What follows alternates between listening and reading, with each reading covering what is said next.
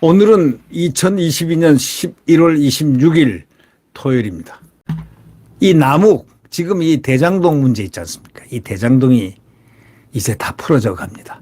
남욱이가 거기 저 주동자가 3명 있지 않습니까? 남욱, 유동규, 대장동 주동자, 남욱, 유동규, 김만배 세 주동자인데 세 주동자가 전부 다 나와서 지금 있습니다. 나와서 이제 재판장이 왔다 갔다 하면서 그들 나름대로 진술하고 있습니다. 근데 남욱이가 제일, 남욱 변호사입니다. 그 사람은. 남욱 변호사가 제일 진실로 고백을 하고 있다라는 기사가 월간조선에 떴어요. 최우석 기자가요. 취재를 아주 면밀히 했더라고요. 누가 제일 진실한가? 국민들 궁금할 거 아닙니까? 남욱이가 제일 진실할까? 아니면 유동규가 진실할까? 아니면 김만배가 진실할까? 김만배는 엊그제 나왔죠. 나왔는데 한마디 했죠. 468억, 428억인가? 그 돈 맞다. 저쪽으로, 저쪽 거다. 저쪽 거. 누가 어디 거? 이재명 측 거다. 얘기했습니다. 자, 수사가 급물살 타고 있습니다, 지금. 그러나 솔직히 얘기해서 검찰은 이미 다 확보하고 있습니다. 진실이냐 가짜냐까지 전부 다 확보하고 있다는 얘기 아닙니까? 이 검찰이 과학검찰입니다. 이 한동훈 검찰이요, 보통 검찰이 아닙니다. 과거의 검찰하고 이 수사는 태도가 근본이 달라요. 여기는 과학 수사를 하고 있어요, 지금. 네. 이 남욱 변호사가 구속기간 만료로 이제 석방이 됐는데 자신 거처 앞에서 소위 뻗치기라는 게 이제 이 기자가 말하기를 이렇게 설명합니다. 뻗치기라는 건 취재 대상 인물이 언제 나타날지 모르니까 주구장창 밖에서 기다리는 올만한 데를 찾아가지고 거기서 길목에서 기다리는 기자들. 언제 나타날지 모르는 상황에서 집 앞 등에서 마냥 기다리고 있어야 하는 기자들, 취재하는 기자들 얼마나 안타깝습니까? 그 뻗치기 하는 10여 명의 기자들에게 최우석 기자가 커피를 한 잔 샀다는 겁니다. 그 남 변호사는 그랬다는 겁니다. 기자들한테 차 한 잔 사면서 기자들이 너무 고생하시는 것 같아서 차 한 잔 대접했다. 이렇게 말했다고 한다는 겁니다. 그러면서 남 변호사 부인도 기자 출신이라 기자들의 고충을 잘 알기에 한 행동이라는 그런 얘기입니다. 이 자리에서 남 변호사는 몇 가지 이야기를 했다는 겁니다. 가장 주목하는 말이 모두 지어내서 말했으면 내가 작가에 등단했을 것이라는 말을 여기서 했다는 겁니다. 지어냈다고 하면 내가 어떻게 그렇게 창작력이 있다면 내가 작가 등단하지. 그 얘기 아니겠습니까? 남 변호사 폭로에 김의겸 대변인 등 민주당 성향 사람들은 사실이 아니라고 팔팔 뛰고 있지 않습니까? 그러나 그의 폭로가 말잔치뿐이라는 증거는 못 되고 있죠. 그럼 그게 가짜라고 만약에 남욱 변호사 한 말이 폭로가 거짓말이라고 가짜라고 하면 그 가짜란 증거를 대주면 될 거 아니에요. 근데 증거를 못 대고 있는 거예요. 그리고 계속 욕만 하는 거예요.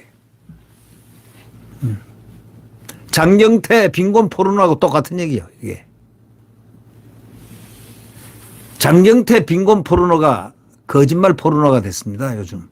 이 남 변호사는 기자들과 만나면서 두 가지 주장했다는 거 아닙니까? 첫째가 내가 진술을 번복한 이유는 딱 하나다. 이 대표 측 지분과 관련해서 딱 하나라는 겁니다. 그러니까 그분의 실체에 대해서 유동규 전 본부장이란 식으로 얘기했다가 이재명 민주당 대표 측으로부터 진술을 바꿨다는 그런 얘기인데 사실 말을 바꾼 것도 아니라는 겁니다. 유 전 본부장이 이재명 대표 측근일 가능성이 컸기 때문에 그렇게 말했다는 겁니다. 이 대표 직접적인 측근은 아니라도 이 대표 본인이 측근이라고 말하는 김용, 정진상 씨와 가까운 사이니까 유동규를 남욱이는 이 측으로 본 거 아니겠습니까? 그러니까 사실은 맞는 견해죠. 그의 검찰은 김용, 정진상 씨가 유동규 전 본부장을 회유하려던 정황도 포착을 했습니다. 작년 9월에 대장동 사건 수사 때 시작할 때 그 정 실장이 우리는 모른 척하고 있을 테니까 개인 비리로 몰아갈 거니까 그렇게 알고 우리대로 선거를 밀어붙일 테니 그렇게 알고 있어라. 이때는 말이죠. 이재명이가 당선된다는 확신들을 많이 갖고 있었던 것 같습니다. 그 사람들이. 그리고 아주 가까운 사이면 할 수 없는 제안이란 겁니다. 가까우니까 이런 제안을 하지 않습니까? 그죠? 정진상이 아주 가까우니까 이런 제안을 유동규한테 하고 그 언론에 다 떴잖아요. 실제로 가까웠잖아요. 호주도 가고 골프도 치고 뭐 그간 기자는 친문 성향이라는 지적을 받는 검사들이 남욱 변호사 등을 조사하면서 이재명 대표 관련해서는 묻지도 않았다는 겁니다. 그런 보도를 여러 번 한 적이 있다는 겁니다. 묻지도 않는다는 거예요. 참고로 김만배 씨는 이재명 대표가 대통령이 될 것이라고 전망한 사람이라는 겁니다. 정영학 녹취록을 보면 김만배는 2020년 3월 24일에도 정영학 회계사 대화에서 이재명은 대통령이 되지라고 말한다는 그런 내용이 나와 있다는 겁니다.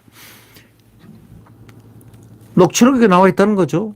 정영학이가 지지율 2위 나오면 되게 잘 나온 건 아닙니까? 이러니까 김만배가 이재명?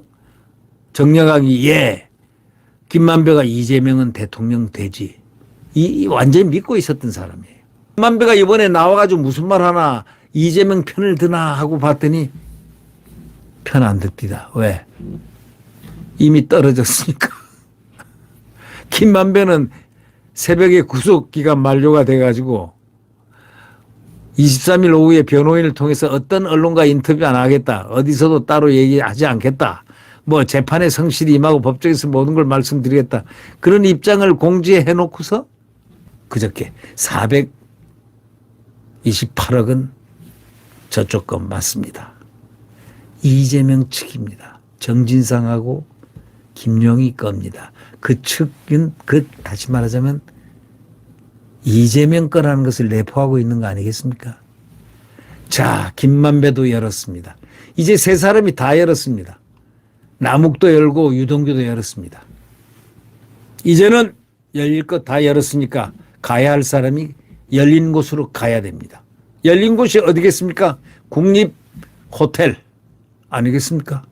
구치소, 밥도 공짜로 주고 잠도 공짜로 채워주는. 자, 누가 구치소에 제일 먼저 갈까요? 대장동으로. 우리가 한번 그것을 생각해 보면서 대장동 이제 점점 종말이 다가온다 느끼면 되겠습니다. 종 쳤습니다. 대장동은 이미 몸통이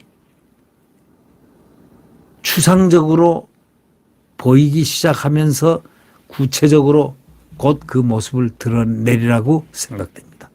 네, 구독 버튼과 엄지를 눌러주시면 감사하겠습니다. 자, 오늘 토요일이죠. 주말 잘 보내시기 바랍니다. 알람도 눌러주시면 감사하겠습니다. 강건하십시오. 안녕히 계십시오.